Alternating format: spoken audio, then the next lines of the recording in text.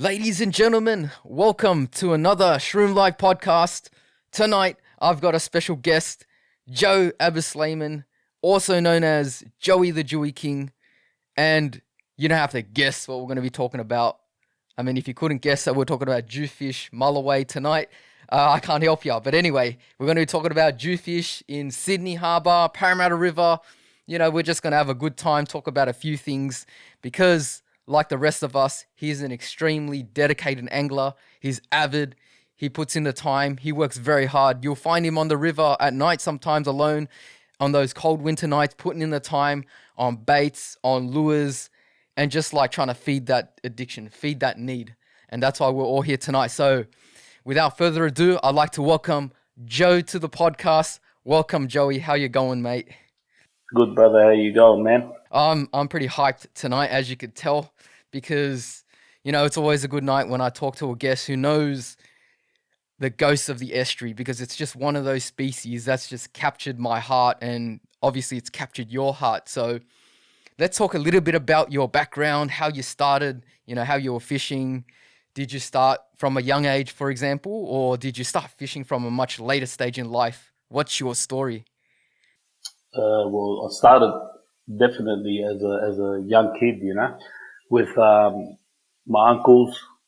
I would have been 8, 9 years old, whatever it is, and just following in their footsteps. So I was lucky enough to have a few uncles take me out, and it's something that I actually fell in love with instantly. Even as a child, I wanted to catch fish. Like after the first trip, I'd be asking them, you know, when can we go again? And yeah, that's where it sort of started for me. Yeah, I think having family members who are just as into the sport, it's just one of those things that when you're a kid, you find out very early whether fishing is extremely boring or it's extremely addictive and it's just going to penetrate every facet of your life. And that's pretty much what happened to me.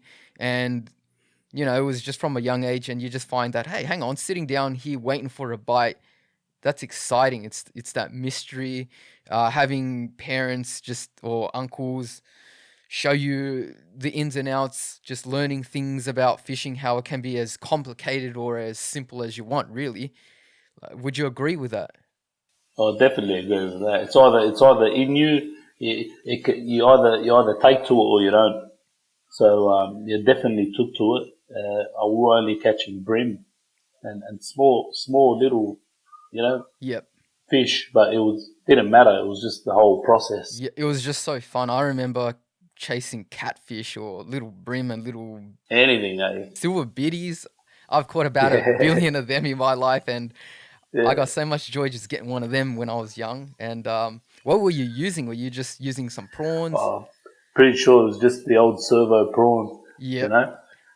Nothing spectacular. Servo prawns and whatever tackle box they had, which was pretty old stuff. I remember it being this old, Yep. raggedy tackle box. And yeah, man. Actually, everyone had those tackle boxes where you lift open the lid and you pull out 3 trays. Yeah, that's the one. You get everything, all the hooks, all the sinkers, all the swivels, Everything. some dodgy lures, and, you know, away you went, basically. Jumbled up everything, yeah, that's right.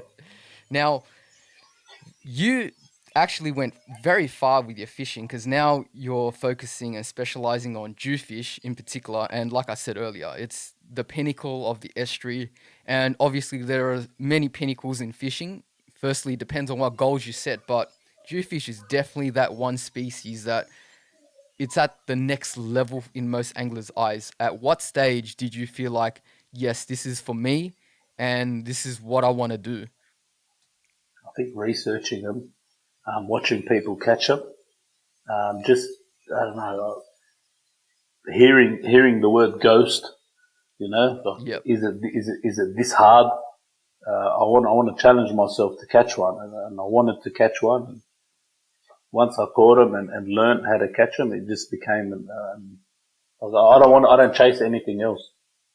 Yeah. I So yeah, I remember just sitting one night just fishing with prawns, really, with 2 of my mates, and we were just talking about sharks and all sorts of fish in the water and what we could potentially get. And then someone mentioned that, hey, do you know that this is supposed to be a Jewfish spot? And I said, what's that? Yeah, And then he started talking about it, saying that they grow to like this big, holding out his arms outstretched. It looked about 1.5 meters, with your arms outstretched. And me thinking when I was young, wow, that's incredible. Like, how does that even happen?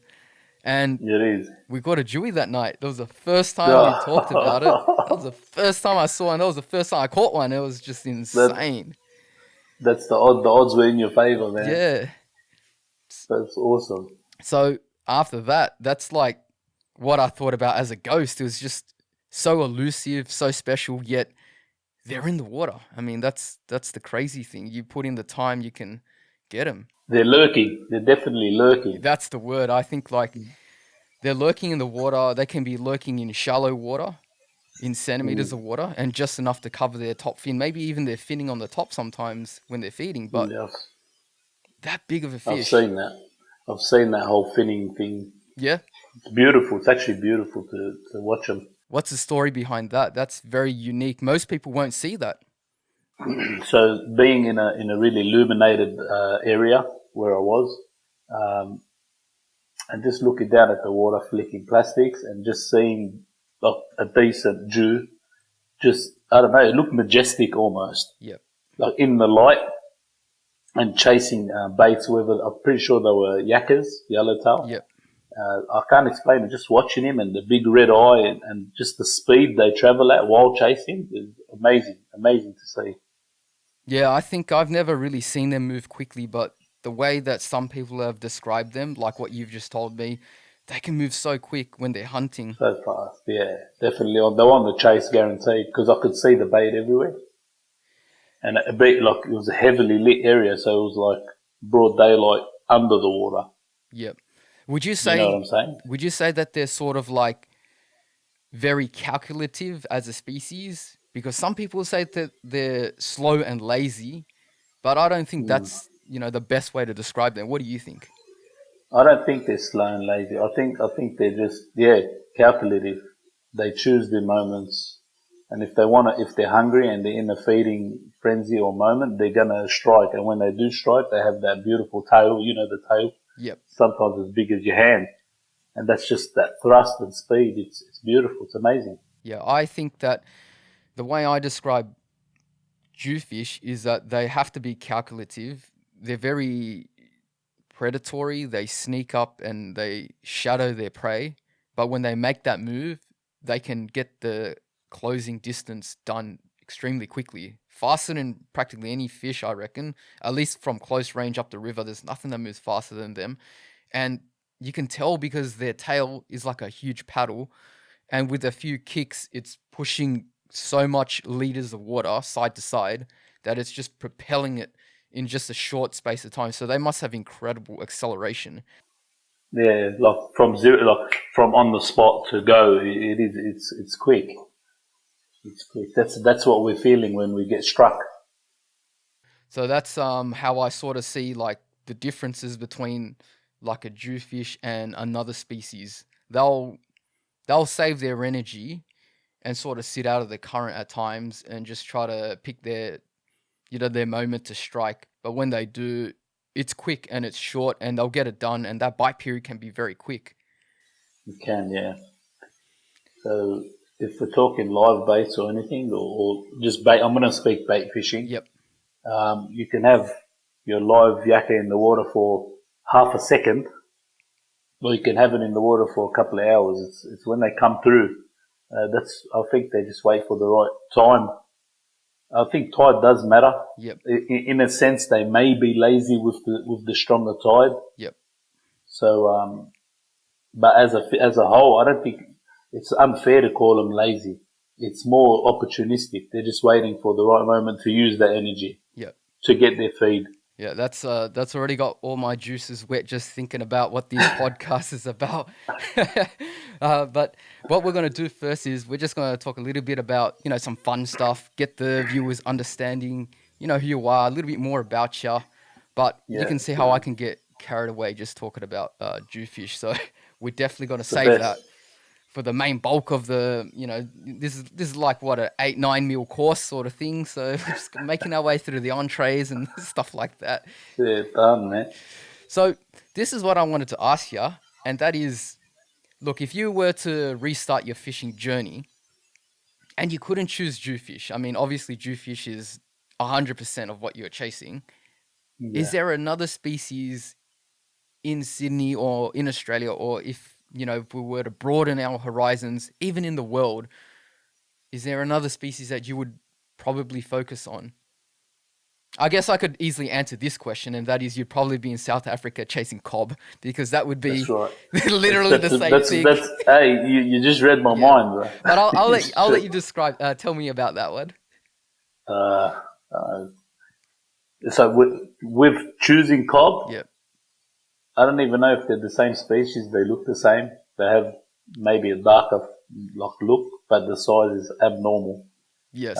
From what I've seen on online, Google, and searching cob, there's even a Netflix show that has an episode of cob. Oh, really? I did not know that. Yeah, I'll chasing. So anyway, I'll find it. He's got an episode on cob, and how much he struggles to catch one in the episode shows you how elusive they can be. Yeah. So basically, it's just like here. You have to put the time in. I mean, obviously, Yeah. different parts of the world are going to call even the same species different names. Now, obviously, Mm. I'm no expert when it comes to cob, so I can't say that they're exactly the same. They might be exactly the same species. Like, I think bluefish and our Taylor are the I same would say. species, but like, Right. I'm not going to get, don't quote me on that if you're listening to Yeah. the podcast. Don't quote me on that, but I think that they are, but it's that same, basically the adaptation of animals is that if they got the similar shape and they look the same, they're probably going to hunt and serve the same purpose in whatever sort of habitat that they are. And so they're Mm. probably just going to have similar characteristics, and, jewfish and cob, but, they're not very different at all. Not at all, nah. Let's just say that you couldn't choose cob. Is there another species that you would choose? Would you I ever go love, I small love, fish like brim fishing, like little light lines, or you'd go for a big? not about big. I love kingies. Kingies are fun as. Yep. I reckon they're like the psychopath of fighting a fish. So I'll probably do the kingfish.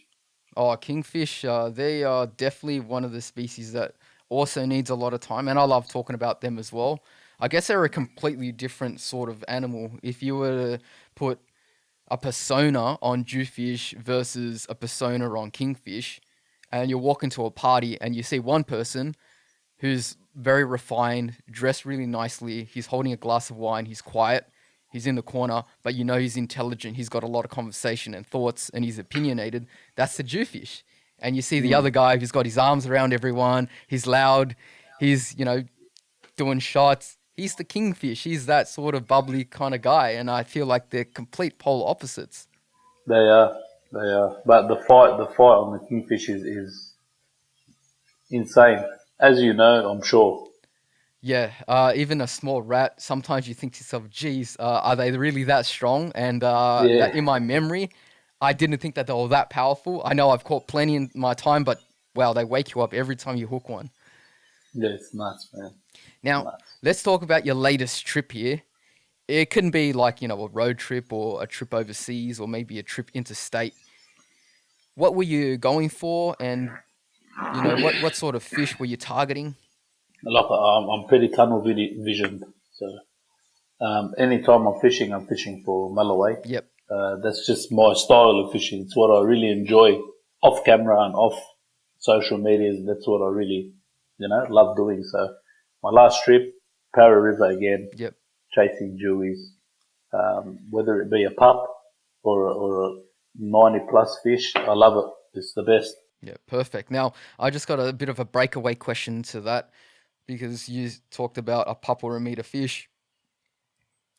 Do you think that different sizes of mulloway cohabitate the same areas, or would you say that if you're in an area that generally produces smaller fish, that you're not likely to find a larger fish? What's your opinion on that? And I can answer that pretty well just from experience. So I've caught 90 centimetre fish and also caught 50 centimetre fish before and after it. So I think it's just luck. It's got to be luck. If they're there, they're there. I've heard heaps of technical stuff about pairing and schools and whatever. But I reckon it's whatever's there, man. Yep. Let's talk a little bit about pairing and schools. My understanding is that you get the fish sort of grouped together of similar sizes or similar development. Is that the theory? Yeah, I agree. That's probably about right. Yeah, usually when we're catching 70s or 60s, they're all about that. You know what I mean? And the bigger ones are obviously harder to get in the Parra River where I do fish.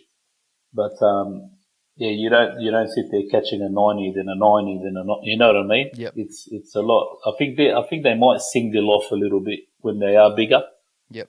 And start doing their lone hunting, if you want to call it that. But yeah, generally it doesn't mean they're not going to be in the same area. Yep. Or body of water at the time. You know what I mean? You could be pitching to your left and pitching into a school of pups and soapies, and then just pitch to your right and catch a 80 or. That's great. That makes total sense to me. Mm. Now, another fun question. If you were able to choose another destination in Australia that you'd like to go and try fishing, you can be chasing any species that you'd like. Where would you go? Where would you take your rod and why? I'll take my rod to, I don't know, I've heard Queensland, Darwin, a couple of other areas that have barra.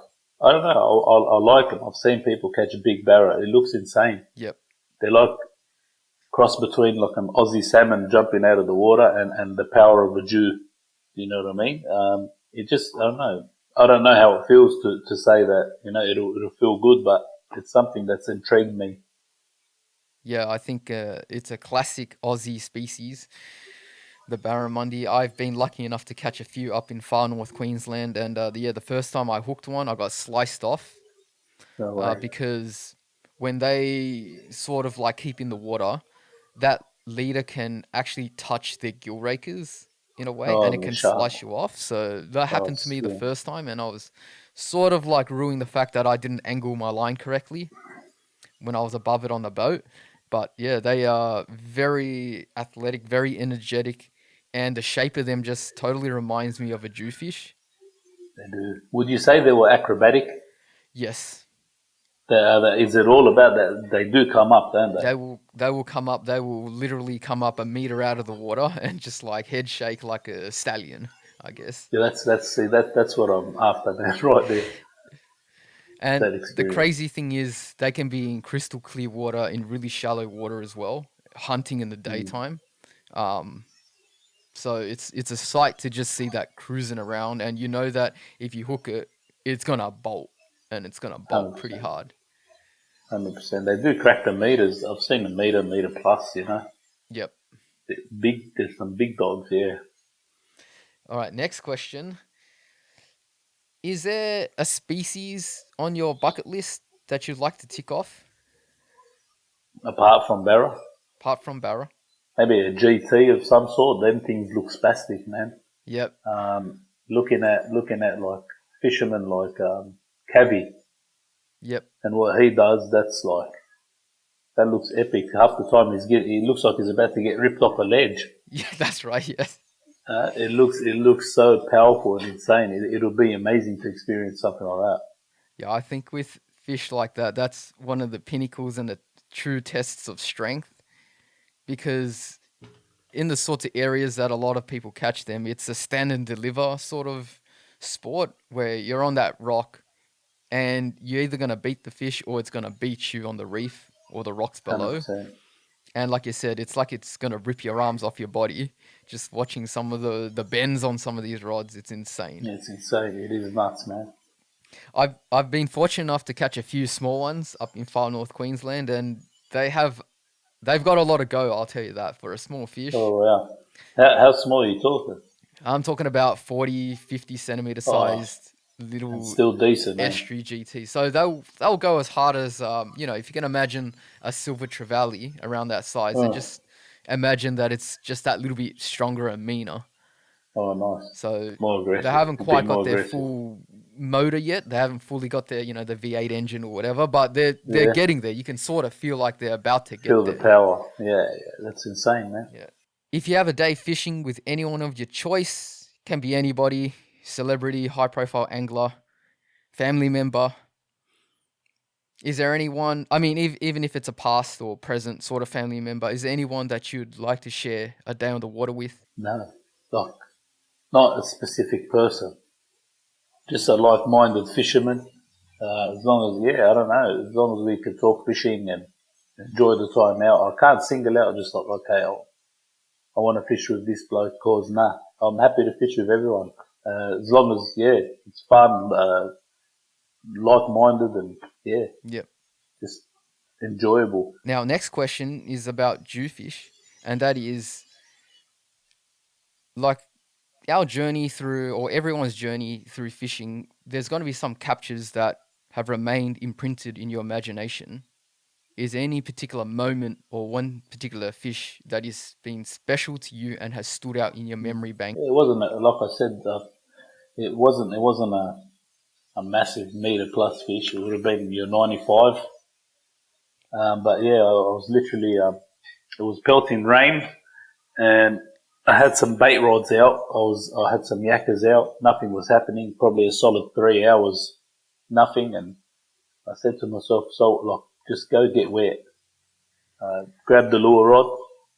It's already rigged up, bad shade on it. I'm just going to duck over here and drop it in front of me. And the second I dropped it on the drop, I've lifted, set the hook, and It was whizzing. I, the whiz didn't stop though. Like usually it's like, you know what I mean? It Yeah. was like whizzing, and then I'm going, all right. And then it's like, oh, like, better get down here. And I've started rod down, trying to get away from structure. And I pulled him up, no net. Like, it wasn't the massivest fish, but it was just like the way it happened. And the size of him was a great size as well. Yeah. The fight, and releasing her afterwards, just that majestic, obviously slow swim off. It was like an agreement between the both of us. Thank you very much.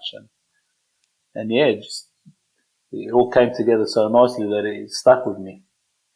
I think that those moments where they swim off, they're magical because, I mean, a lot of people think that they release easy, but Nah, if you've caught enough of them, you know that you have to give them a little bit of a kickstart. you do, especially a big girl.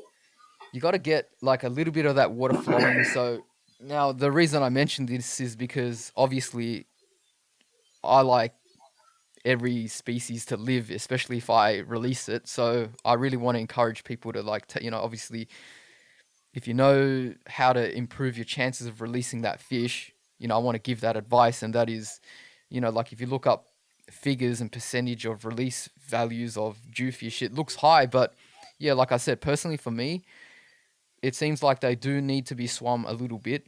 And so the best They thing to do. do is obviously hold them in the water and sort of like allow water to flow. I mean, if the current's going one way, hold their head, against Push that it. current. And if there's no movement, you can sort of push it back and forth just to get that aeration and agitation.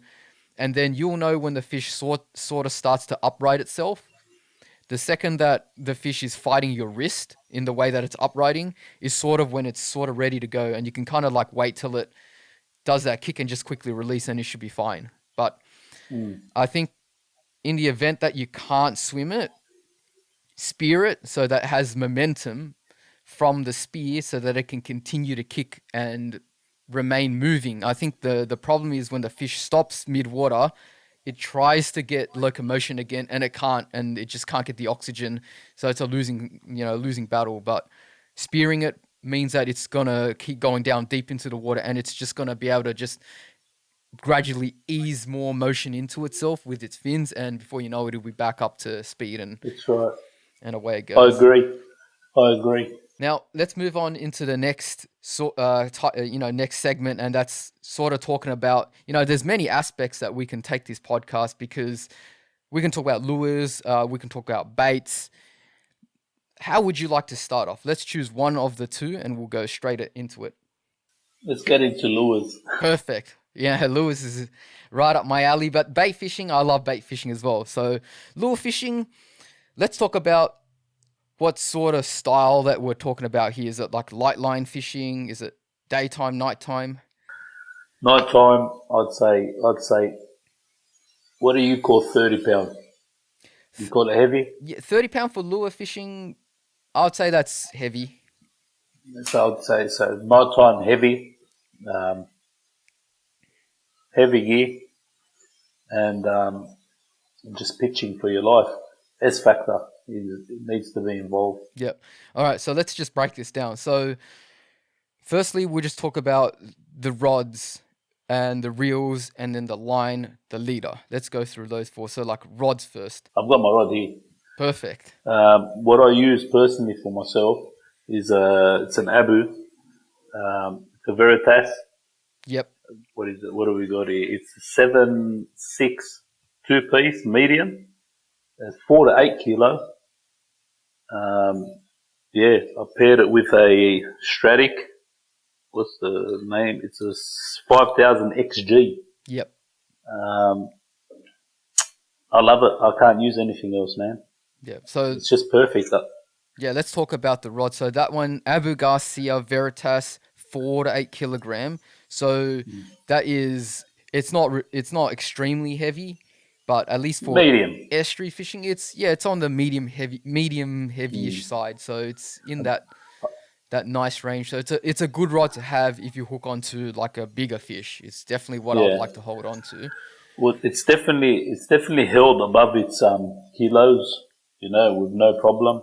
And I like the action. I like the softness. I don't know what you call it. The taper. Yep.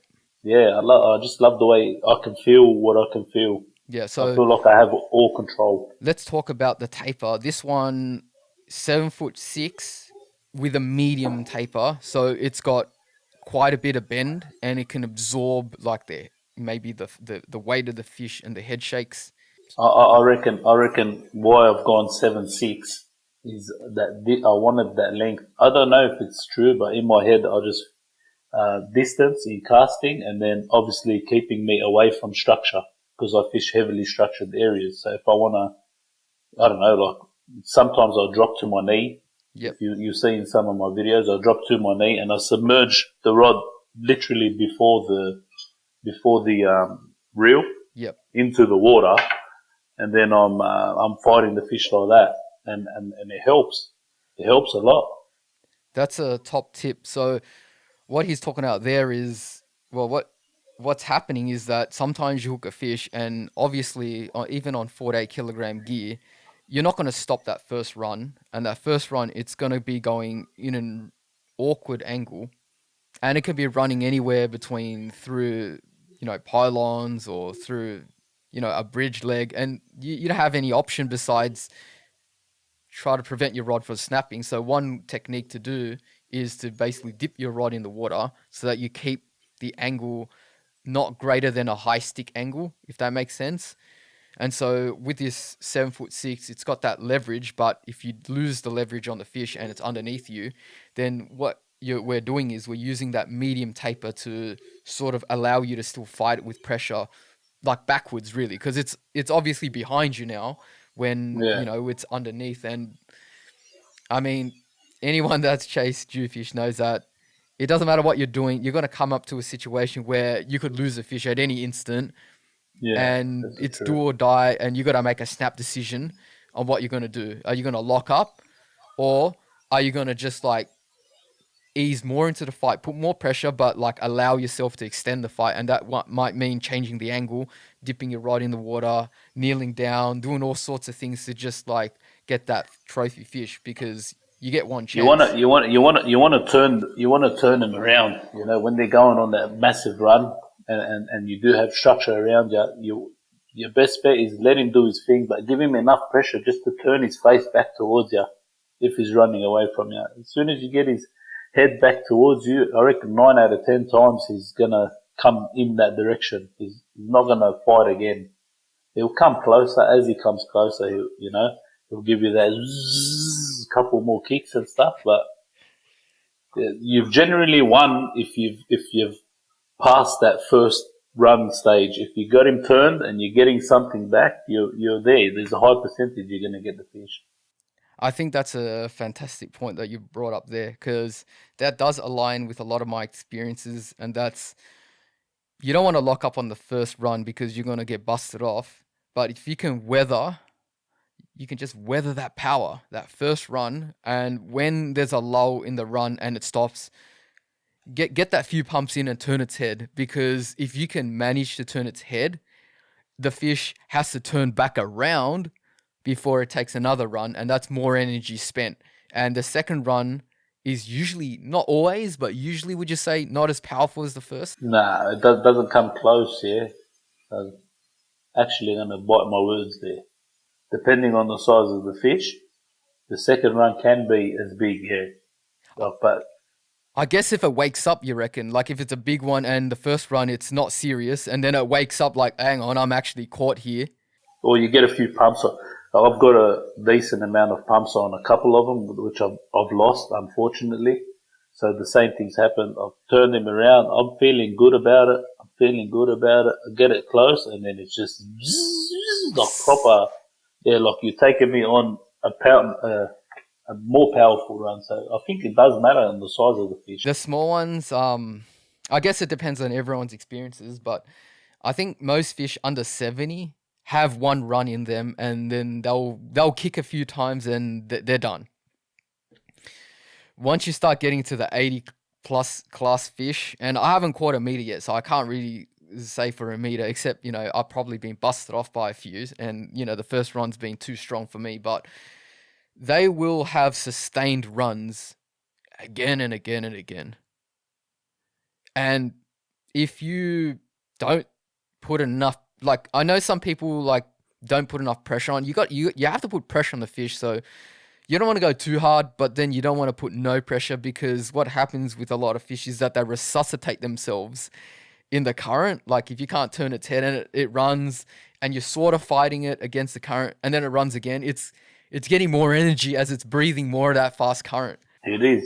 I reckon it's perfectly said, man. It's a situation where I've always taken care of, so I always think to myself, can I turn its head? The first battle is you've got to put enough sustained pressure so the head turns around, and then the fish is not breathing as well, and then it has to use more energy to turn back around the other way and then go for the run. Which is highly unlikely that it'll do the other turn. Yep. That's where I was going with it. But yeah, it definitely does matter on the size of the fish. But 9 out of 10 times with the harbour fish and the Parramatta River fish, you're going to get that initial run, and that's the whack. Yeah. Do you use any other sorts of rods, or is that the main one, the 4 to 8 kilograms, 7'6" medium? That's all. This is the only one. I'll pitch that. I've got bait rods. Yep. Which is a different story.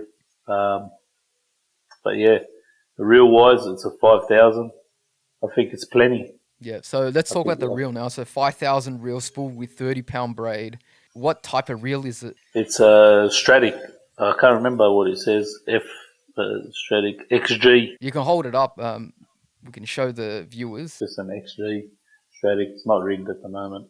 Yeah, that one is the Stratic FL, I think it is. No, FK, the slits there. Yeah, I believe that one's the FK. So she's telling me XG. Yep. So XG. So you're using an extra high gear Stratic 5000. So that means.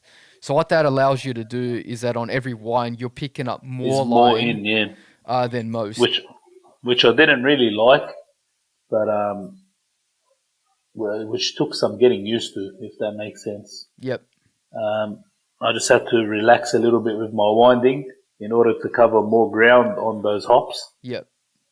But I've gotten used to it so far. It's the reason I got rid of my Certate to begin with, because of the same sort of high gear bringing in too much line. But once I got used to it, I enjoy it. It does the job. It stopped everything. good reel all around. Yeah, I mean these Stradics are super solid, aluminium bodied, 5,000. It's a big, strong size with plenty of drag, and definitely 30 pound is exactly what it can handle, and it can maximize the line rating. And yeah, the XG, I think you have the same problem that I do, is that my hands are fidgety. I like to move them. I like to hop the lures. I like to wind. And on an extra high gear, you wind a little and you've taken up all the line you need, and you just want to keep winding. Your hands just want to keep moving. True. Yeah, I'm with you on that 100%. Takes some getting used to, but once you get used to it and sort of know what's happening with your lure and where it is, it's pretty cool. Does the job. It's not worth $1 million.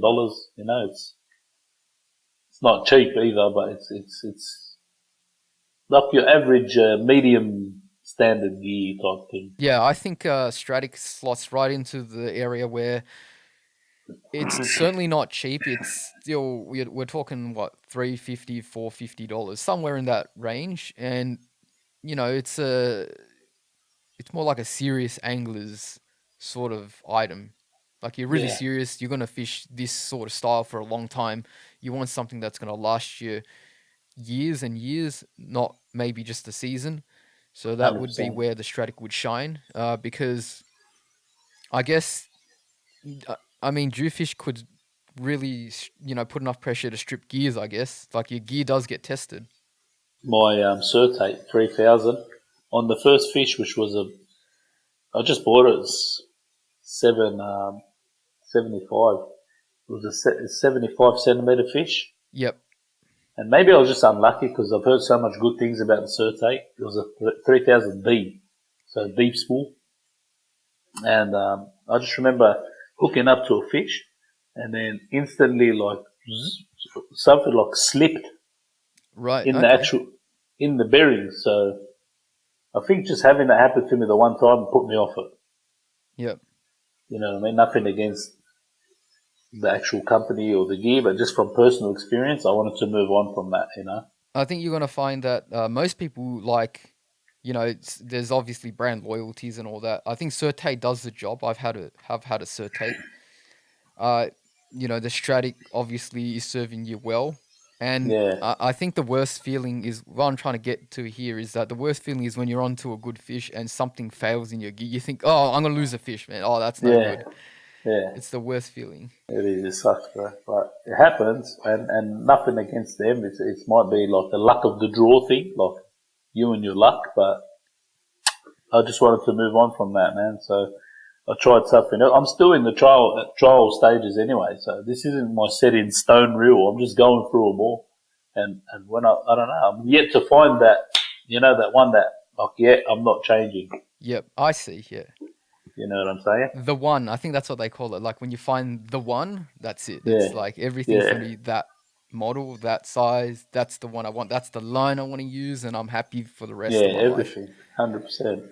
100%, man. Now, speaking about line, any particular brands, or 30 pound? I know it's Shimano. I'm pretty sure. Look, I'm gonna have to read. I still haven't checked because Yep, when she put it on for me, it was at Bankstown Big Catch. yep, They looked after me on the price really well, and then I just said, "Can you just hook it up with some line?" And I trust her and her father, so put whatever you need to put on. And I'm pretty sure it was Shimano. I can double check. I can't remember, yeah. It's but probably Shimano Osha or something like that. Is it smooth? Let's just go through smooth. what it's like. So it's a smooth braid. It's round. Round. Yeah. It very rarely gets messed up, and So like, no tangles. nah, Yeah. you rarely get any tangles. Durable as heck. Yep. I don't know. It's served me well so far, and I've been using it for a while now. I'd say about 6 months. Yep. Oh, that's a But long time. Yep. and obviously, like, bashing my gear, I do fish almost every weekend or twice a week, or. Yeah, and if you get a few hookups, it's getting tested. Yeah, it is. It is. The only thing I change is obviously my leader, and that's it, man. Let's talk about Pretty good. leaders. 30 pound as well. 30 on 30. Yep. I like to mess around a bit. sometimes I'll throw on 20, but then I'll paranoid myself of what am I doing with 20, and what if I get busted off? That's my head as well. It's Yeah, like look, I want to use a little bit lighter than the guy next to. Wait, but what happens if I get busted off? Wait, hang on, yeah, that can't happen. you're gonna kick yourself for putting 20, but you know, Yeah, um, the, the visibility, that's always been a big question. Is can they see it? Like, do I want to go lighter because they can see it? I don't know. I've never looked into it, but it's just a lot of questions that run through our head when we're fishing. Um, Yeah, 30 pound. I'm using a supple trace. I don't even know if you're meant to, but it works. I've always used it for bait fishing, so I said, why not there's no use it hard and for, fast rules when it comes to yeah, a stiff fluoro or a soft mono filament. yeah, Actually, there aren't any hard and fast rules with that. yeah, sweet. So just whatever supple, whatever I was using on my bait stuff, I Yep. just took over, I bring it to my lure side of things, and it's pretty tough stuff, man. Doesn't let me down. The Black Magic, the supple trace, it's Yep. pretty sick. Now, speaking about second guessing yourself, there is something that I second guess myself, Tell me. and that's about lures. And that's about, is my lure straight? Is that plastic looking Yeah. right? Should I rig it again? Should I get a new one? Yeah, it's They're always the the case. questions that always go through my head. Now, we're going to talk about lures now. So, what sorts of lures are we talking about? And do you have those questions like I do? Of course, if it doesn't look 120%, I'm not throwing it in the water. I've actually wrecked one from how many times I've put it on and off. You know what I mean? Yeah, Trying to get it yep. right. So yeah, 100%. I'm with you on that. Yeah, now back in Yeah. the day, I used to use squidgy fish, and they're not durable because back then no brands were making durable plastics. No, that's right. So I would get a pack and I might use one out of the five because I would wreck four of them. Tearing them up. That's right. But they were the only lures that I felt like worked the best. So, Yeah, and there were no other lures on the market that were durable anyway. And you'd probably go through the same process of wrecking half the pack, just trying to get that one proper rig. perfect. That's right. Yeah. And That's it was right. at some stage, Joey, that when I got a flathead, I'd be like, "Oh, please don't wreck my lure! Please don't wreck it! Yeah, Don't hundred shake! Don't shake! percent. Don't shake!" They'll chomp it. They'll chomp it and tear it away from the jig head. I mean, these days they've got the BioTough range, so they're obviously super durable, just like the Z-Mans. Now, Mm, I hear that you're using Z-Mans, so let's I talk love them, about. bro. I love them. Not endorsed, not sponsored. I don't. I don't. Nah, I'm talking facts. I'm Yep, talking trying whatever. Like for myself, I've tried everything. I just love their durability yep. and then color and action. I think it's perfect. I think the diesel minnows in the 4 inch for me and what I do in the system that I fish is amazing. Once again, the Z-Man Diesel Minnows, which is a 4-inch paddle tail in bad shad, which is, how would you describe that color? Do you have any there? Oh, there we go. Here we go. Hold that packet up. I'll pull one out. It's like I Yep. don't know. You ever see those? Oh, look at that. That looks perfect. It's just I don't know. It's beautiful. Mine, my hands, spray painting hands. Yeah. I know it's perfect. You ever heard the saying "matching the hatch"? Yep. So I've seen Flatty and Jewfish spit up a very similar color bait to this. Right. Not this size, a lot smaller. Yep. I don't know what they're called though. They're just like white bait or some sort of minnow or something. Yep. And then I said, you know what? They're always vomiting up these like little mullet-looking tiny color things. So I tried these, and believe it or not, on my first session I would have pulled at least 5 Jew. So I was Wow. pretty happy with that. And then I just stayed using them and stayed getting the rewards. And I was in between. I'd try different things, and it would slow down my session. Yep. So instead of catching your 4, 5, 10, 30, I'll be Yep. catching my 1 or 2, just barely plucking one out. You know what I mean? Yep. Yeah. So I love them. So let's talk about the other colors you've tried. So obviously you've done heaps of experimentation. I want to have a look quickly. Yep. I've got them here.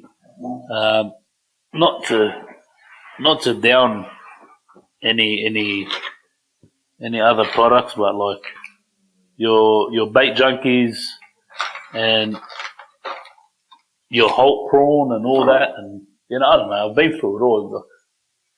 Yep. Whatever had a paddle tail on it, and I walk through the shop, I'll try it. I'm not even going to lie, Yep. I don't like the results I was getting from anything else. Yeah, fair enough. So, yeah, it's all about trial and error, That's right. I think for trial and error, it's one of those things where confidence plays a huge part as well. For me, I remember at the start, I wasn't confident in certain colors and lures, and my results would reflect that. But the second that I felt confident, and I'd fish with some mates and they weren't confident, I said, look, you got to believe that you could catch one on this. Otherwise, you're just going to watch me catch him all day, because it's not going to happen on your rod. If you don't think that it's a good presentation, it's going to look pretty terrible in the water as you're working it. You got to sort of like feel like it's going to work. You got to move it in your mind as though it will work. 100%. You got to trick like the biggest, baddest fish in the in the river. How are you going to do that if you're not even confident in what you're presenting? It's the truth, man.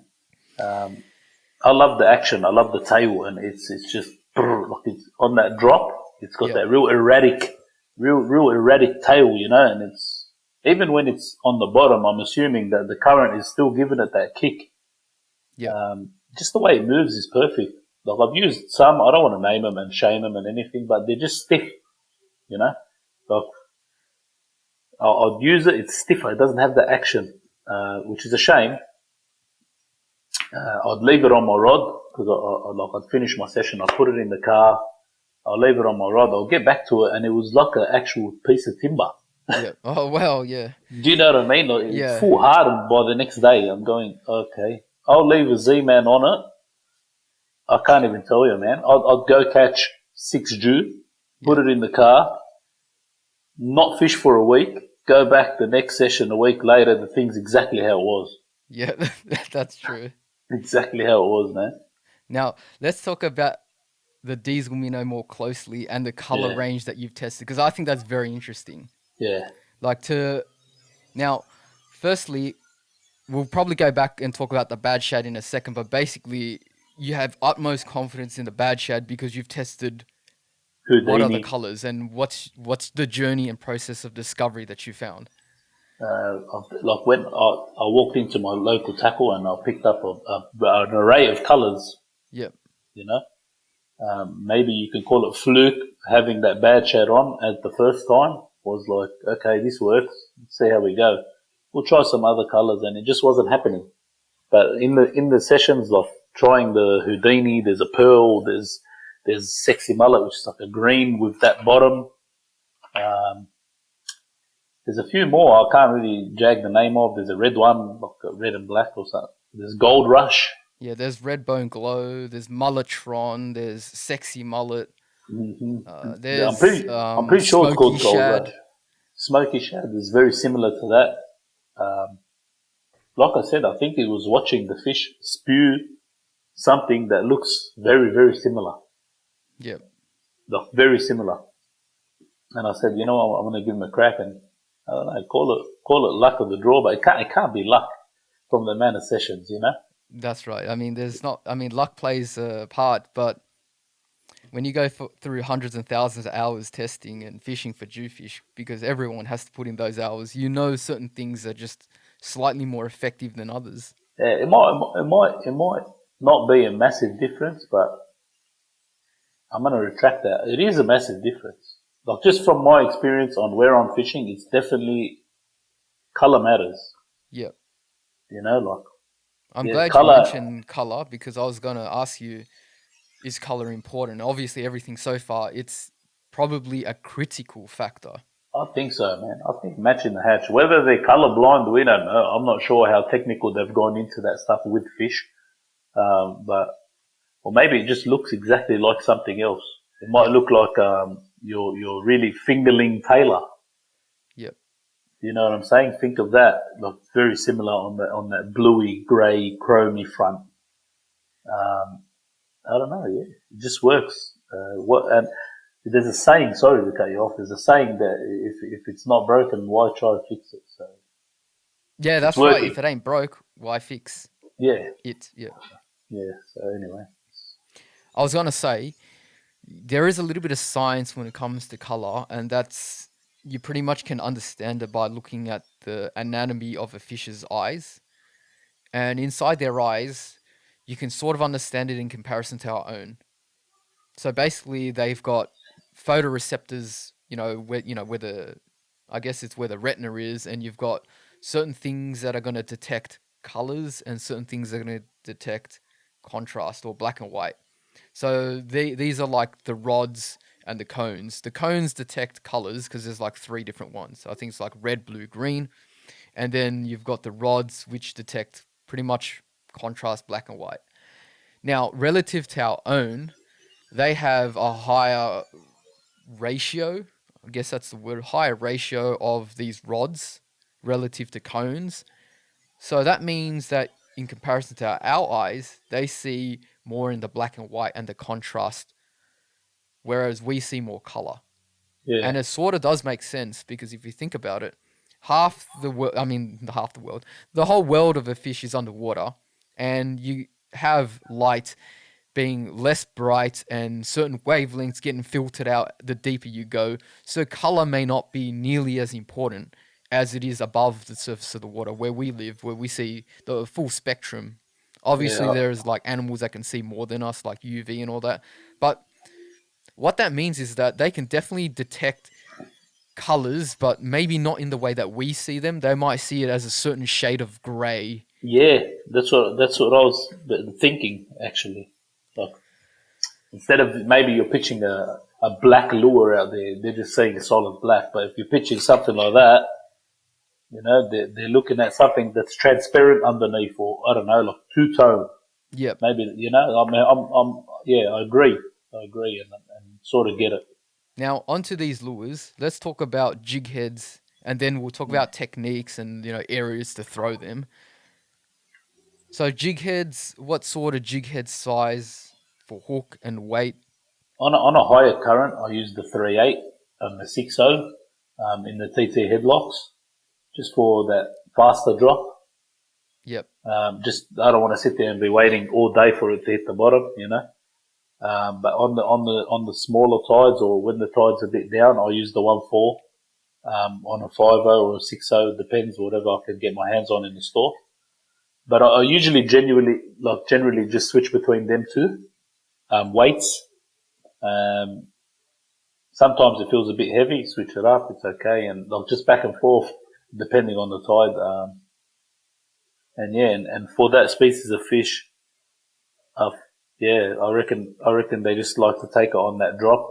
So you don't want it to be too slow of like a silly drop, and then the current takes it where you don't want to, and it's just got to be just right. I think, like the way you just described it there with the silly drop, sometimes you put on too light a jig head and it's not traveling down, it's traveling like more Side, sideways than down. yeah, and you don't even know if you're getting bottom. Yeah. You don't know if you're getting bottom. I sort of feel like if it's a fish pattern, it's got to be sort of swimming in a direction that it wants to, not dictated by the current, because it looks Nah, like it's not alive.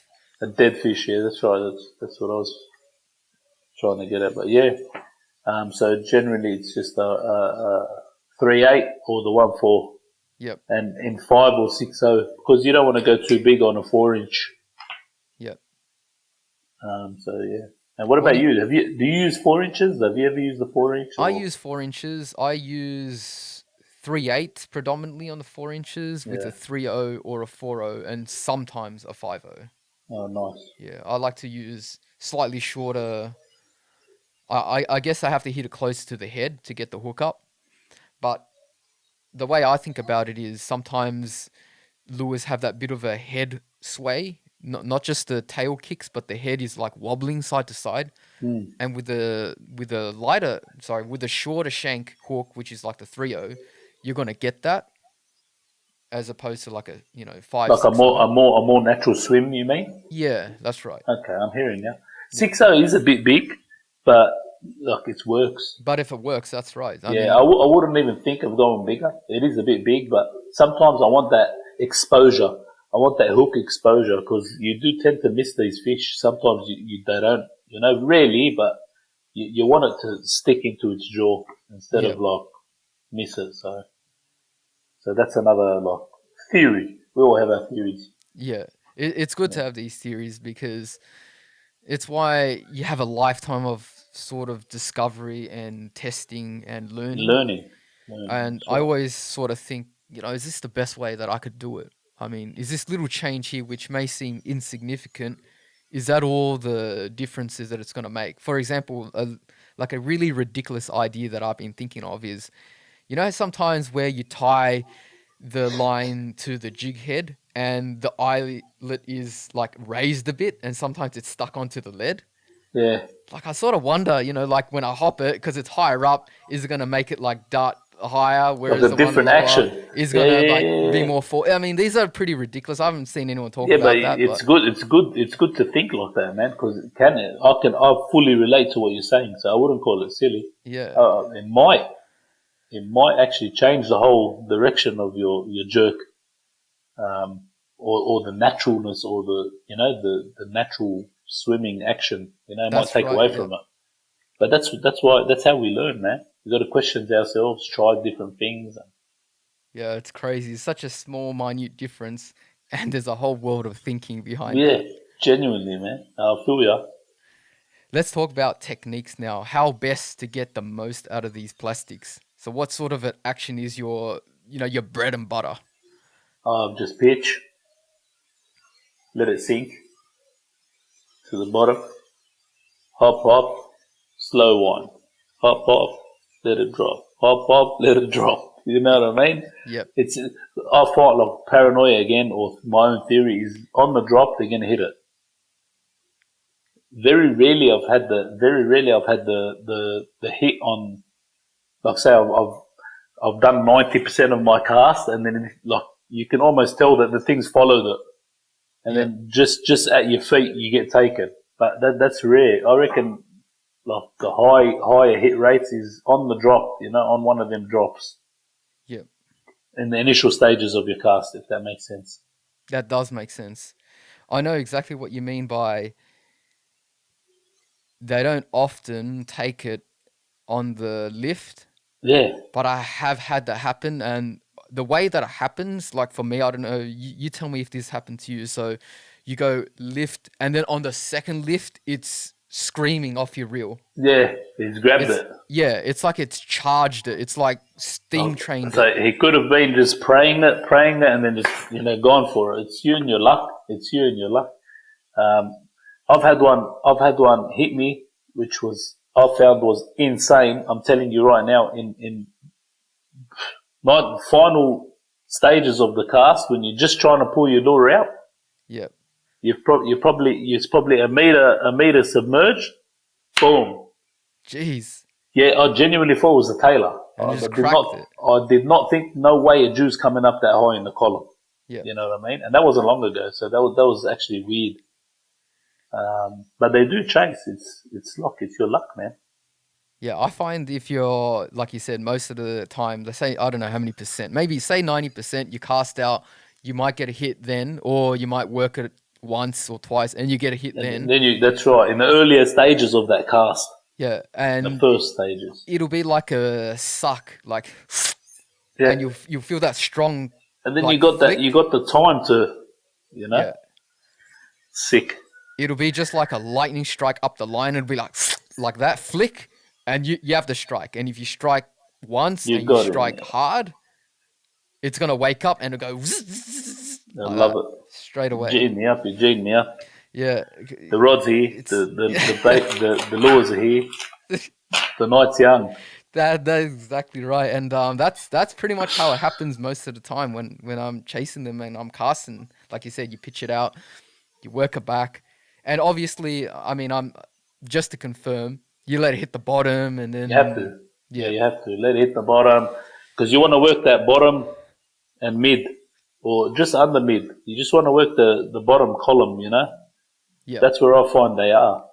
Um, And also, you don't want, like, you are targeting Jew, but yeah, you can work in that bottom section. You can get your decent flatties, which are still mad fish to catch. You know Yep. what I mean? Still pretty cool. You know, saves you from the donut, wheel donut. Yeah, I think I've caught so many big flatties as bycatch just chasing Jews. Yeah, I've caught more big ones as bycatch than, specifically going to some flats and trying to get them. yeah, 100%. It's insane. You work in that bottom. It's the perfect lure for both species, if you want to put it that way. You know, Yeah. these paddle tails and stuff. The way I see it is the best fish find the best parts in the river, and it almost doesn't matter what species it is, you're going to find the best fish there. Yeah, 100%. They know where the current is the best for oxygenation, for bait to fly over, flow in front of them. They know the best, rocks to hide behind to get a break. They know where the best hole and home is for that moment to hunt. 100%. You're going to get the smaller fish around vantage it. points. Yeah, exactly. Now, any other alternative techniques besides from a double hop? When it's very slow, I'll get a lot more aggressive. Like just the aggression on this, on the what would you call it? The On lifts. Yeah, The lifts. You just on the like lift. So more energy, more I'll just, higher. instead of going your like 1-2, Yeah. and it's a real quiet night, I'm trying to really attract this fish. I want it to look like something distressed. Yeah. So it's like just naturally, it's hard to do now, like on camera, but it's like, pop, pop, pop, like just a sharper and then let it drop. And sometimes don't really let it drop, let it sit there and act dead, you know what I mean? Or, I don't know, you're just trying to mimic, you're trying to be this. Yep. You're trying to be that. You're trying to think, if I was that, fish, what would I look like? If I was a dying bait fish. Straight out, what am I going to look like? You're not going to just skip it and hop it and let it have that. And then swim diagonally back up Yeah. through to the That's to the right. land. That's right, man. I think the same sometimes. I think sometimes when I wind up back here, I don't. Yep, it's just dropped the whole deception thing. The bait's just swimming straight back to me. That's right, straight back to you. Yeah. The fish has probably just turned around and they're like, nah, man. Yeah, because so many times, like not just for not for mulloway, because I don't think this has ever happened to me where one's turned away and I've seen the head. But how many times have you seen a flatty come up just before you've lifted it, or a tailor or a brim? It is weird. Tailor a lot more, but flatty I've seen a couple. Yeah. Tailor nuts, man. It's like when you pull it out, they want to come and do that last turn, They want to join you on the on the bank. Yeah, it's man. Crazy. It is nuts, though. But it's almost done the job when a flatty or a brim comes up. Yeah, that's cracker. That is sometimes what you can do is you just stop and then it might just hit it, but it just tells you that it's just been stalking it all the way. Yeah, it's the truth. It's mad, bro. Yeah. Now let's talk about like sorts of like habitats and areas along, like in general, like sorts of like structure that we're going to be fishing here. Is it like ferry wharves? Is it like ferry wharves? Any form of wharf, any form of what do they call it? Jetty. Yeah. Bridges. Nighttime lit up, lots of light, lots of illumination on the water. Yeah. Lots of bait around. You can see tailor boiling up. You can see angelfish. You can physically see the bait in the water. Yeah. Because of how lit up it is, that does attract those little tiny minnow things that I was talking about. Yeah. And then it just becomes a pyramid. I believe anyway, it becomes like a pyramid. The little minnows are there in the light. The little bait fish are chasing that, the bigger bait fish, and then your Jewfish. And then the humans are chasing the Jewfish, and the sharks are chasing the humans. It becomes insane. If we jump in. If we don't jump in, we're at the top. No, we're all right. We just stay on land, man. But how many times, like, there's got to be so many sharks sometimes just like stalking these fish. Yeah, guaranteed. What do you think? I reckon. I wasn't there, but where I fish, my brother had gone down to, and guarantees him and his mate seen a surface fin and splash on the top. So that's guaranteed. Then there was a mate of mine who comes with me. His friend kayaks. there, and also seen like he called that like 3 meter. Kayaks. Oh, jeez. Yeah, he called the 3 meter, and this guy's game. He kayaks at night. Jeez. So he reckons he's seen like a decent bully. Yeah. Yeah, I reckon there's plenty down there, man. Yeah. I think the sharks, I've had an encounter with a shark that's eaten my jewfish on the Georges, and I was Oh fishing no. alone. I was fishing alone on the river. It's the scariest thing. Like, you're standing on the bank and you just come back and you wind in after like heaps of blistering runs, the head of a jewfish, and you think to yourself, my gosh, I'm the only one here on the Georges in this quiet, secluded place. Imagine you feel, yeah. What if I just dip my toes in the water? There's a shark out here. There's literally a shark that just ate half my fish. No one's around to like witness anything if I just got taken, right? I mean, I wouldn't, but you know what I mean? It's spooky. And then, you know what, I'll go above and beyond. I'm similar to you. I'll think, mate, do these things jump out at us? Yeah. So you'd have that thought. I've had a salmon follow my lure up, and this is brown water Georges fishing. You can imagine, like, you can't see anything. You just cannot. You take one step out, you're in half-meter water. You take a full step out, and you're probably like submerged because it just drops off the bank on the Georges, right? So that's why the sharks must be cruising all the way up along the wall. You get your jewfish sharked, and then I've seen a salmon come in for my lure, hit it on the bank, on the mud, turn around, and then get back in the water. And it happened so quickly, I wasn't even sure that it was a salmon. Yeah. Because it looked like a jewfish, but I'm pretty sure it was a salmon. Because what other fish would do that? That's big. Yeah. It wouldn't have been a tailor. A tailor wouldn't be 55, 60 centimeters long in the brown water. It had to be a salmon. There was no other species that I could think of. That freaked me out. Yeah. That is actually insane, bro. Yeah. But yeah, like just going back to like sorts of like areas, like all these wharves, they're all over like the Parramatta River system. You've got all these ferry wharves, and you've got wharves that don't serve ferries either on like other systems that have lights. And like you said, I guess the main prerequisite is that if you're in an area like that, you've got good depth, you've got bait which is being attracted by lights, and it almost doesn't even, I mean, there's obviously some places that are going to be better than others, but it just attracts the bait, and anything that chases bait, including jewfish, is going to be there. The truth. I'm with you. That's 100%, bro. I find the light is a big factor at night. A lit up area. Like I'm going back to bait fishing, McMahon's Point. At night, there's those big lights on top of you. They're lighting up the water. Yep. I used to just throw a prawn on a float, on a little float to catch my liveys right in front of me.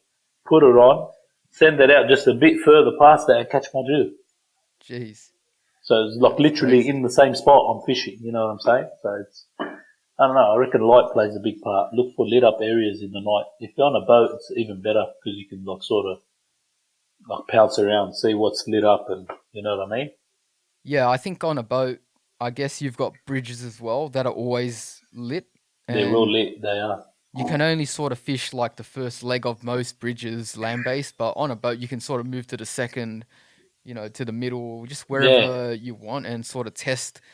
I mean, you now have a sounder as well at your disposal, and you can sort of locate fish. 100%. So now let's talk about conditions. Like conditions when it comes to jewfish, it can be highly varied. I mean, the first thing is, tides. That's a huge factor. And then there's like other factors such as, sunrise, sunset, moon phase, barometer, wind strength, wind direction. Wind. I mean, I guess the list could go on forever, really. There's just so many like factors. Like rain, that's another one that I've forgotten. Rain or, water salinity, clarity, color. You've got green, brown, or, clear blue sort of thing. So there's what so are the many factors? There's so many factors that come into play when it comes to fishing in general. And I don't think it's just your jewfish. I think it's fishing. Yep. For me, the moon is a massive part. Whenever it's like a waxing gibbous. Yep. and it's creeping up to that full moon, it's terrible. That's my own experience. Some people might have luck and get one or two, Yep. That's been terrible for me. Depending on where you fish, wind direction is a big thing. I'm always checking the Willy Weather app, and making sure the wind's right. So it depends. You could fish somewhere at a northeasterly, it's perfect, but somewhere else it's like crap. It just depends on where you are in the world. I don't know. I think most anglers are. I would even consider like budding amateur meteorologists. We're just good at reading weather and weather have to. zone and radars and You got wind it, man. direction and tide swells. We're actually pretty good at that. 100%. You have to be. It's sort of good to jot down when you've caught decent fish. If you can sort of stop for that moment in excitement and check your tide, check your everything, and see if it replicates itself again next time. Yeah. That's something good. But for me, the big moon is crap. Wind is at high, knottage is terrible. It's bearable at about 16, 20 k's. You can get away with it. I like where I fish. Again, I can't speak for anybody. I'm no like professional, but I like a big tide. Yep. I like a tall tide, a nice full tide. Anything that's coming down after halfway down and low is very tough where I fish. Right. It starts to really, really slow down. Barometric is, for me, it's like, I don't think I've looked at it, man. Yep. But I have heard boys that swear by it, and that each to their own, and yeah, that's my opinion on it. And what do you reckon? What's your thoughts on a few of them? Tide matters a lot when it comes to lure fishing, mostly because, well, most of the time, these days I do a lot more night fishing, but especially in the daytime, there's nobody. Well, I mean, there are people, and I've done it myself, where I fish two tide changes. Like I fish from the low to the high, or the high to the low, and that's over like a 6 to 8 hour period. Yeah, But that's a tough day's fishing. Most people couldn't hang with that sort of style of fishing. Most people couldn't follow me and do that because that's a lot of hours in the sun. That's a lot of hours in the day, and you're gonna get fatigued. There's just no question about it. You're gonna get fatigued casting big lures.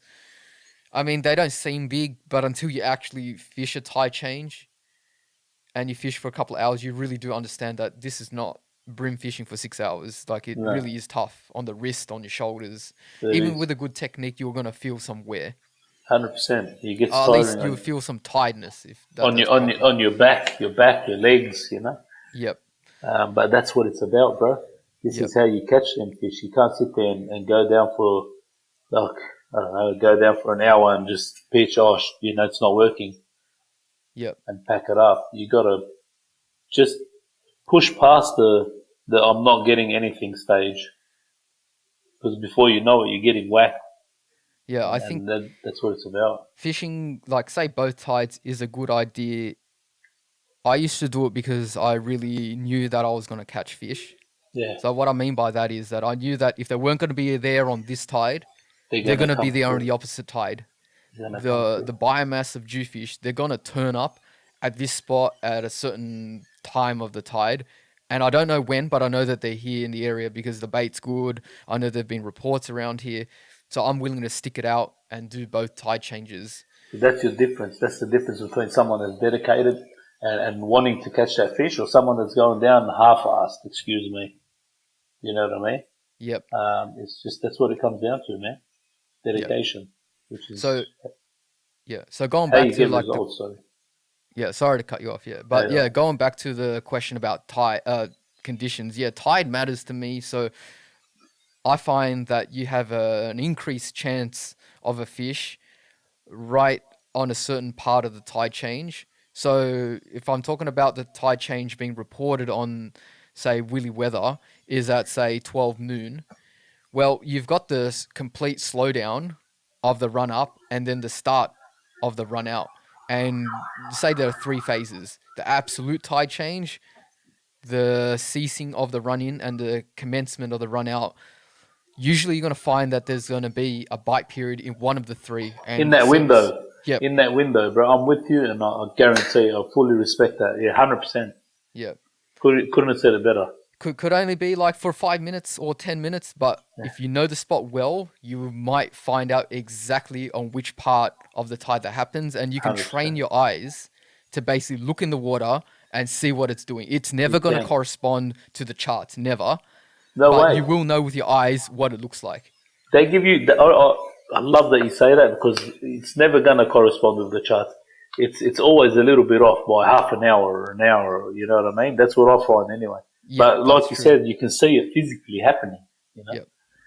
You can see it physically happening. Throw a leaf into the water That's if you're right. not sure. And at the certain time when everything's happening, if you cast and you basically lay your line on the surface of the water, you'll see half it going one way and the other half going the other way. I've got to respect you for the Georges fishing. I live in, along the Georges. Yeah. And it's not the system that I try, and seeing what you've done in the Georges is amazing, because it's a tough system. Yeah, it's completely different, and that's only because I spent so many years. Yeah. Like you can see how much energy I've got talking about this, because it's just I put so much time, really. Anyone that knows me knows that that's used to all I did was just chase two fish. Jewfish or brim. And if I wasn't doing one, I was doing the other one. And they were the only two that I was ever going to do. So for Jewfish in the Georges and me, we have it's a hate-hate relationship. hate. Yeah, it's like I hate it, he hates me, we don't like each other. Para, I've got the para like sort of where I want it. Yeah. But Georges for me is a different ball game, man. And even just speaking about those two systems and how different they can be. That's right. How completely different they can be. So everything that I've learned in the para has no effect for me whatsoever in the Georges. That is absolutely true. It's a completely different system. Yeah. But yeah, these days I like chasing all sorts of species. But back then that was sort of what I did. And then I've sort of strayed away, but that desire, that burning, dedication and love for the Jewfish, it's obviously still there. Of course. But yeah. You got a beauty anyway. Recently, the new video, what a fish. Yeah, it was not bad that one. That's sick, man. You got to give yourself some raps, man. Done the effort, bang, reap the rewards. Yeah. Now, are there any other factors that we've not talked about here? So the tide definitely matters a lot. Moon phase, I think at night I had similar experiences with the full moon sort of being more on the dud side of a session than it's just a lot quieter. And when I say quieter, I'm talking even on the bait front, because I do both. When I go down, I like to do both. Yeah. Sometimes I do just my lure bashing, but I can't explain it. So even trying to get liveys is near impossible. That's right. Yes, I've experienced that. Yeah. And I find that stage of trying to get liveys and it not happening is look up and shoot. It's a massive moon. Yeah, my theory with that is it's obviously just a basic theory. There's no in-depth thought about this. Is that obviously if you're fishing at night on fairy walls where light is the main attractant of bait, with the full moon, the light sort of makes it disperse a little bit more than it usually would, because the effect of the light is diminished with a strong moon. Yeah, I agree.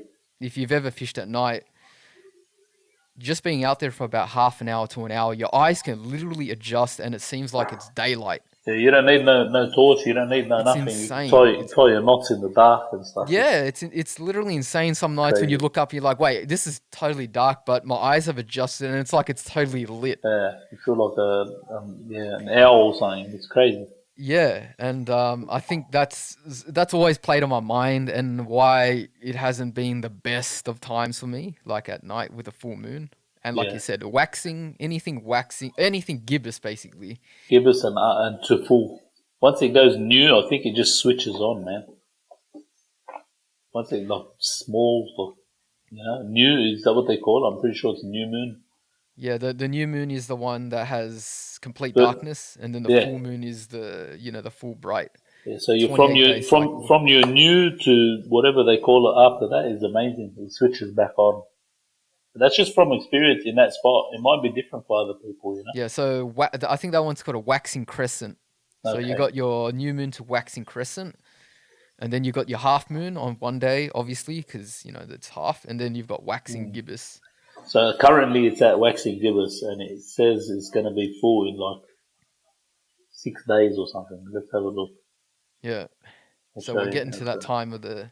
So you got from Sunday, Monday, Tuesday, Wednesday, Thursday. I wouldn't go for the next week and a half. Yeah, Or that's you'd what I go, and you just for the lower sake of expectations. way lower expectations. Yeah, You know, you might jag a pup or two because they're a bit dumb. yeah, yeah. Yeah, They're not as fussy, the little ones, no, just like most they don't care. You species. can throw a 2.5 inch out, a shrimp Yeah, looking thing, and you get a few pups. yeah. I was Yeah, about to ask you, like obviously you've just talked about how you deal with the next week, but what about like say, we're in December now. We've got December, January, February, all of summer. Like, does that change the proposition in how you would chase these fish, or would you do different things in the winter or different times of the year? I think winter, and I think it's the same. Yep. Yeah, for the Jewfish, where I fish them is the same. But for like your brim and that disappear, flathead become very quiet. A lot of other species become very quiet, but your tailor and Yep. your Jewfish, it's almost the same all year round for me. I think so. I think for the Jewfish, as a target itself, it can get hard with the amount of people out on the water in the daytime. But Yeah, if you take that factor out, the fishing hasn't really changed. nah. I mean, They're a tough fish. Just when you think that you've got all your theories down pat, they'll turn around and like smack you and like, yeah, nah. You know what I mean? They'll just prove you wrong. what do you think about rainfall? Like, I like rain is good, rain I is like bad. rain. Look, I've got a few videos up on my Instagram in the rain, and there's been no one there, Yep. uh, and I'd catch them. I'd catch them just like it was a normal day. But if it's like gutter water and I don't know, like, what do you call it? It's pretty much street water. You know, when it's just torrential and pouring Yes. in, pouring into the harbour. The harbour looks almost orange. Um, man, it's going to be It's crap as. more gutter. It's more like gutter drainage water than actual It's river water. just mud and muck, Yep. and yeah, I find that's terrible. But in saying that, believe it or not, with those recent floods and stuff that were happening, I went out with a mate. I tried lures, it was terrible. I tried everything, it was terrible. There was no bait around. One of my mates put a squid down, pulled his PB on it. Jeez. Yeah, Yep. pulled a 93 or 90 something, which was his PB, and mate, we weren't catching a thing. Like it was way crapper, but they were still there. Yep. And I'm talking like the amidst the full muck, dirty. Like, what are you doing here, type thing. Yep. And yeah, so that was shocking to see one plucked out of that. I think that would shock me too. It was shocking. I would sort of feel like because as a Jewfish angler, you've read everything basically, every Yeah, source, every article, every forum post, every video. Like basically, it is a belief that during flood times that you can get the big one. he got it. He got his big one, bro. He got his big one. And you know what? I was genuinely even targeting these things for a while, as we have. It was just like, whoa, man, these guys are like hardy. They're like they don't really give a crap. Yep. You know what I'm saying? Like if they want to eat something and if they want to like travel in the muck, they're in the muck. That's that's sort of the belief that a big fish is able to withstand bad conditions for a long time because they're just more robust. They're built. like with a lot more mass, whereas a little tougher. fish is going to get washed down and they can't survive the change in salinity. 100%. I agree with that, man. You know, there's always going to be people that have caught jewfish even up in the near brackish and fresh water sections. They travel that far up, Oh, well. apparently. So, I mean, I don't know how likely it is, but I guess you could definitely have a solo big specimen traveling up, up a bit of a river 100%. I at reckon, certain times. Possible.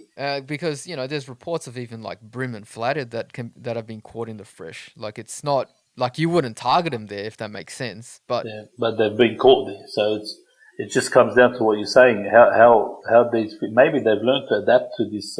What did you call it? The change in salinity, yeah. Salinity, yeah.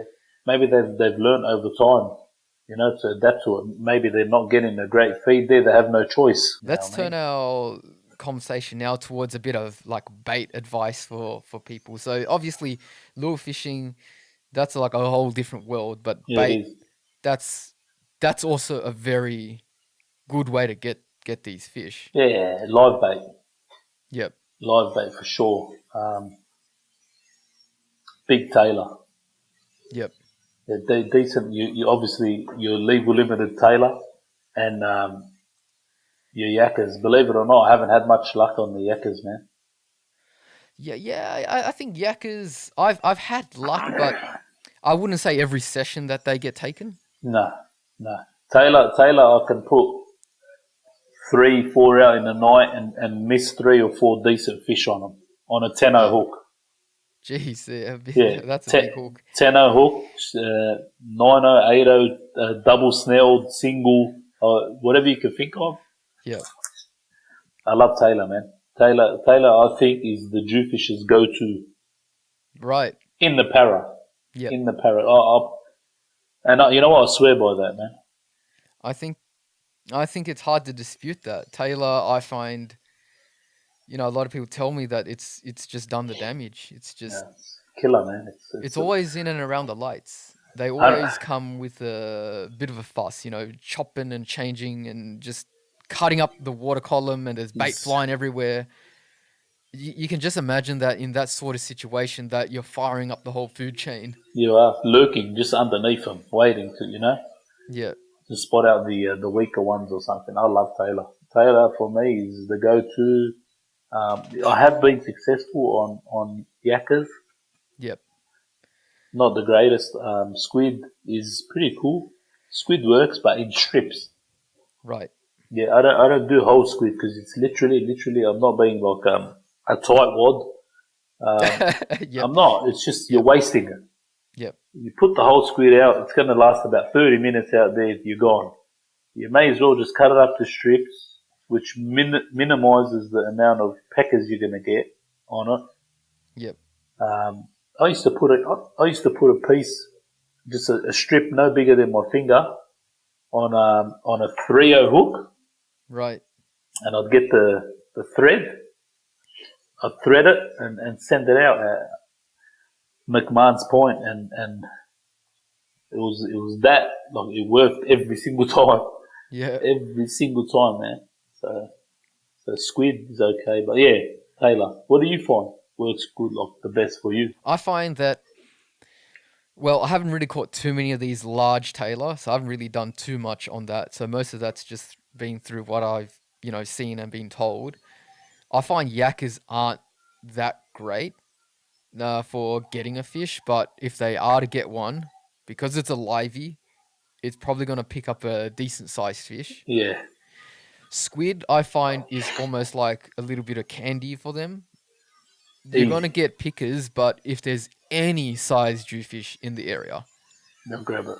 It's probably going to get taken. Whether you can hook it, that's a different story. Yeah. But it's going to attract any size jewfish, and you're going to get bites all night on it. Strips definitely, I find, to be like the most dynamite-ish sort of bait. Like if you send out a strip, it's going to get hit. That's no question about that. It is, bro. It is. I reckon. You just save a lot of bait doing that as well. Out of one squid you get, depending on the size, you get so many baits. But it's high maintenance, which is why I don't use squid much, because I've got to check my rod every 20 minutes. In my head, every 20 minutes, I've got to check it. It could no longer be there. That's right. Exactly. But with the livey, he's on there. He could be on there for 3 hours. You know he's on there because he's moving. Yeah. You know what I mean? Or, every now and then he gives you a sign of life. Yeah. So it just depends on what you want to do. That's right. You give it a tug and then you'll get some tug backs. Yeah.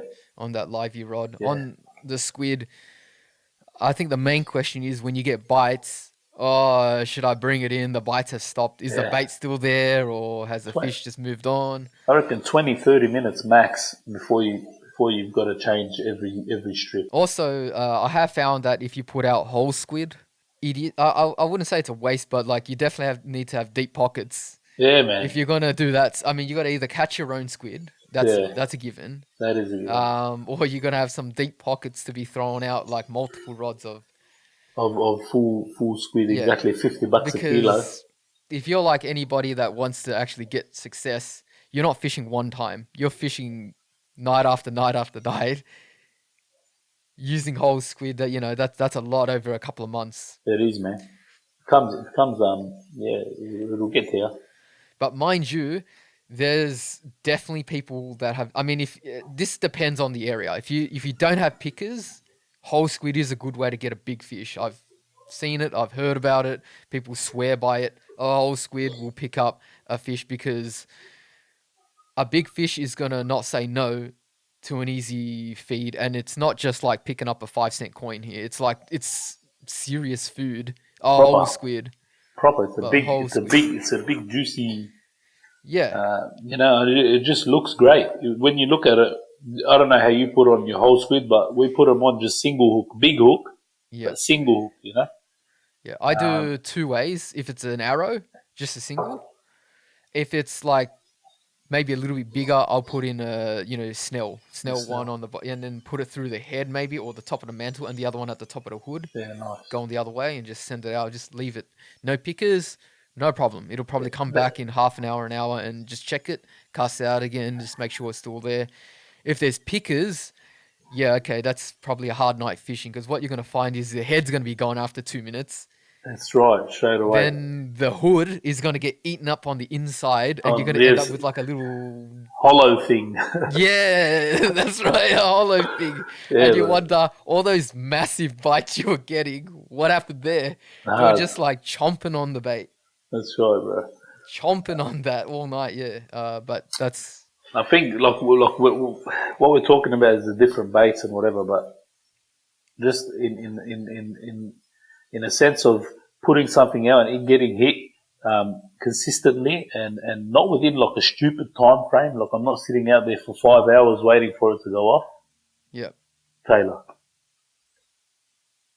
goes for me. That's what I urge you to try and get some like decent ones and put him on, man. You surprise yourself in the para, man. Yeah, I'll give that a go. What do you think about herring? I've been trying herring. Herring doesn't work. I've caught so many, and I've put them on, and the same. It's literally like having a dead bait on. I've left one on because I've had a couple of rods out. I've left one on for the whole session and returned him to the water back to live.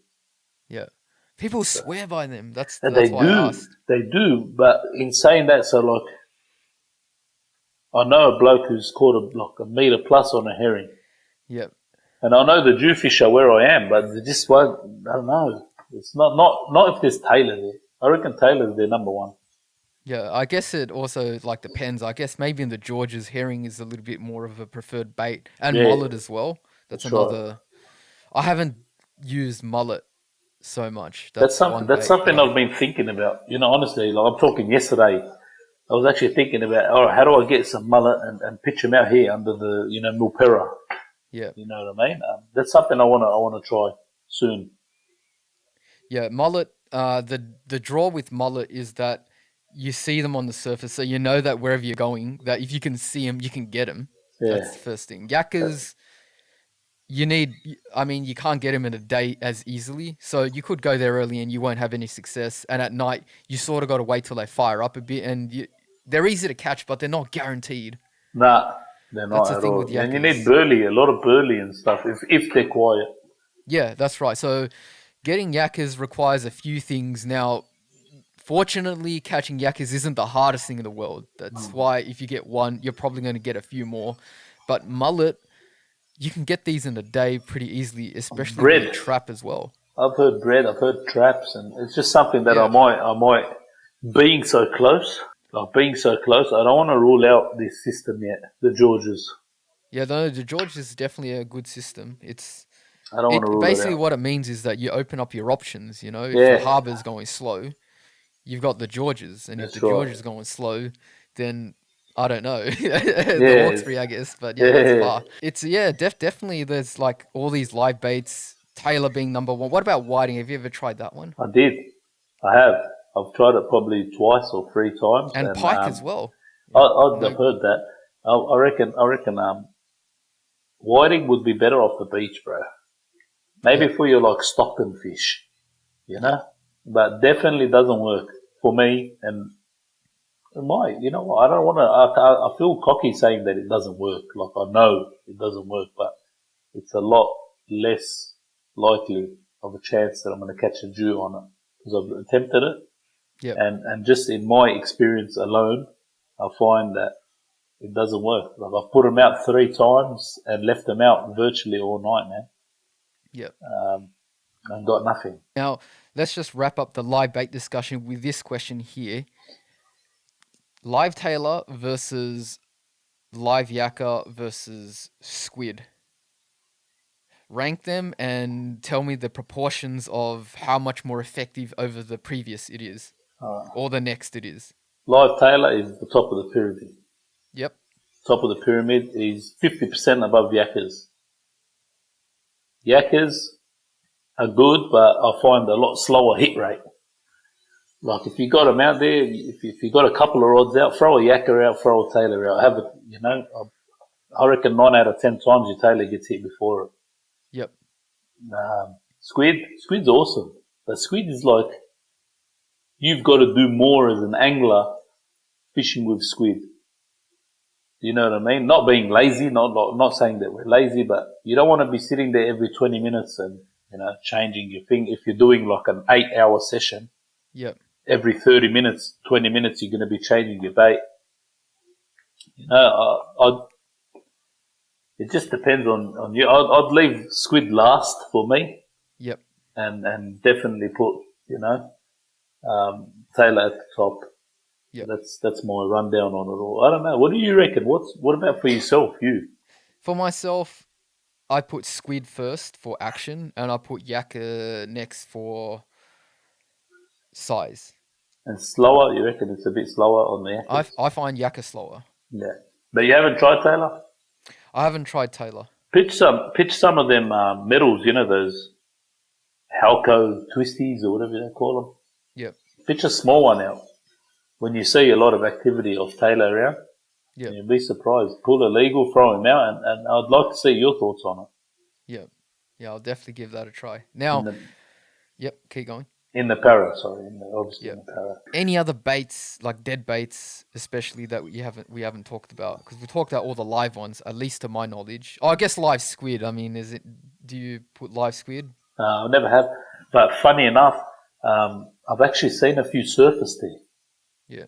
So where I fish, end of the session, I threw a couple of pillies in the water. Yep.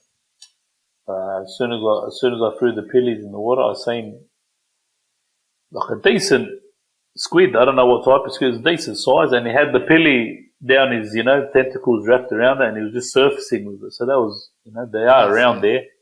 So I'm pretty sure if you were to put a live one out, it'd probably get chomped. Yep.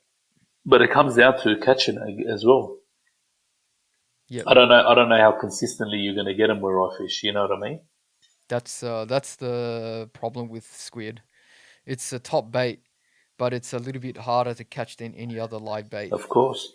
So in 3, and I agree with that, because in 4 years of me fishing that same location, I've only seen them probably surface this year.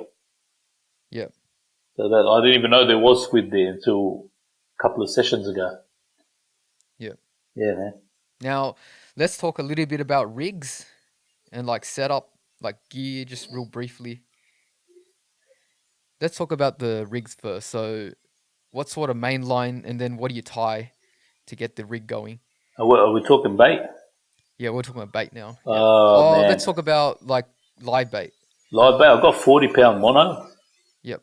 40-pound mono on a 6,000. I'm pretty sure it's a slammer. It's in my ute, man. I'm not even going to lie. Yep. Just a pen, you know. I didn't spend too much money on that because I'll beat them up. It's 6-foot rod, like 10 kilo, something like that. It's like tough, very stiff. I want to stop the fish because I lose a lot of fish on live bait. Right. I find that they're bigger fish. I've lost 2 rods. Just Wow, literally, that's crazy. Yeah. literally yanked out of the holders and everything. Yeah. No good. Yeah, terrible. They're big fish. I've had fights where I couldn't turn the fish. I could not turn the fish. That's insane. So I think like I'm with you on the bait, on the live bait, getting me the bigger fish and the better results, as opposed to soft plastics where it's like pretty much hit and miss. You can get pups, you can get very rarely you get the bigger ones in the para.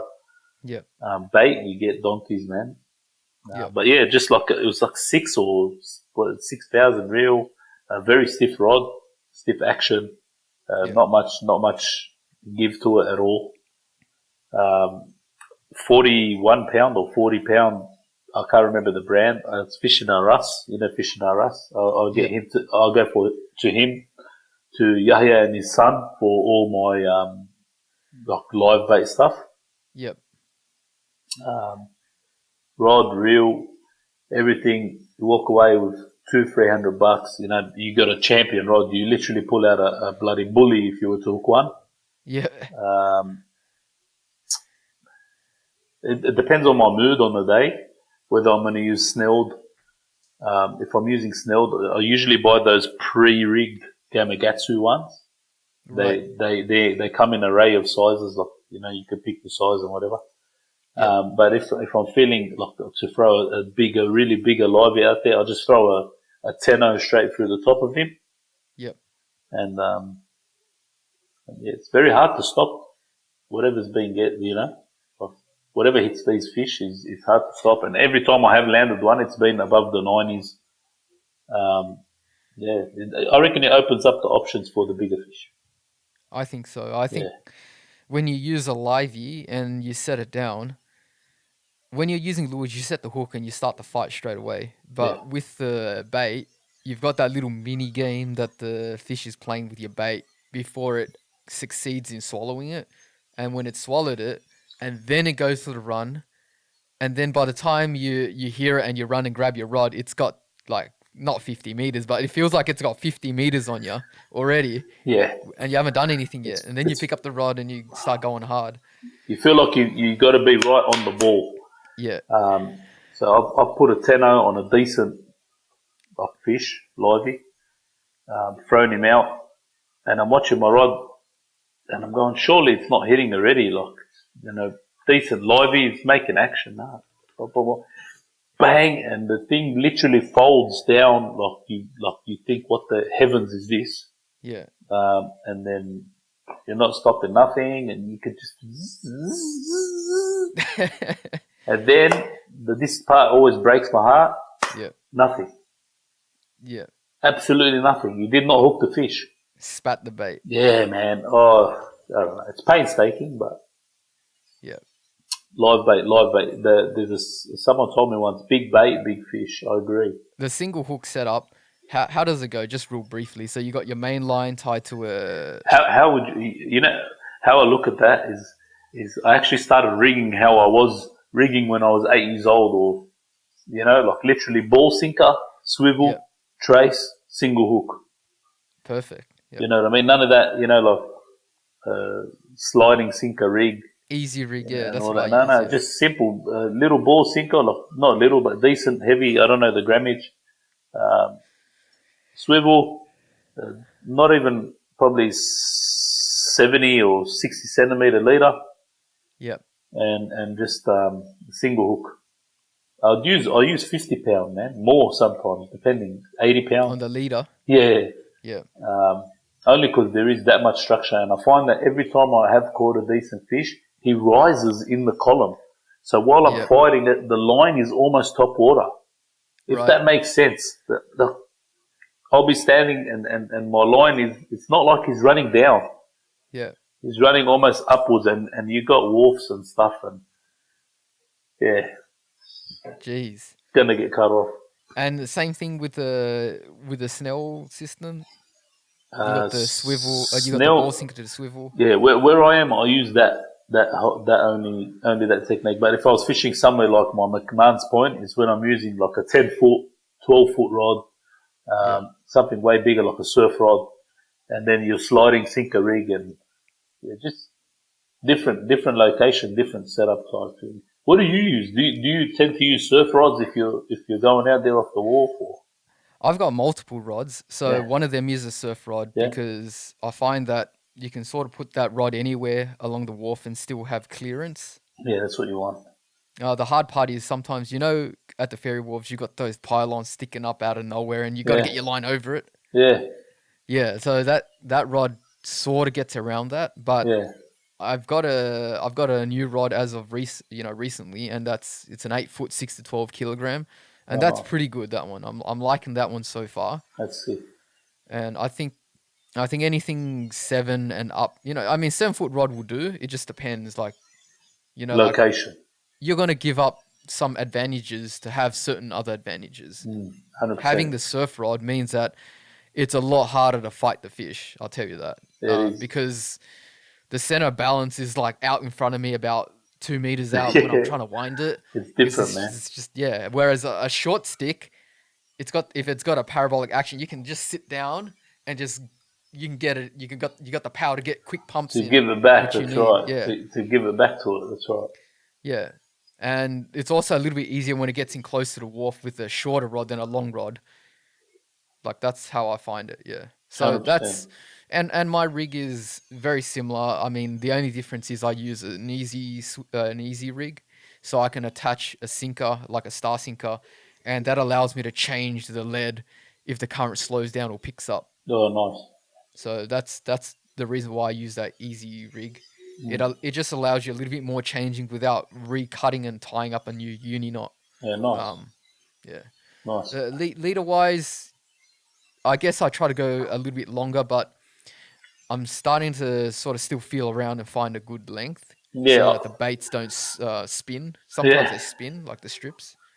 I reckon. I started at about 800, like nearly a meter.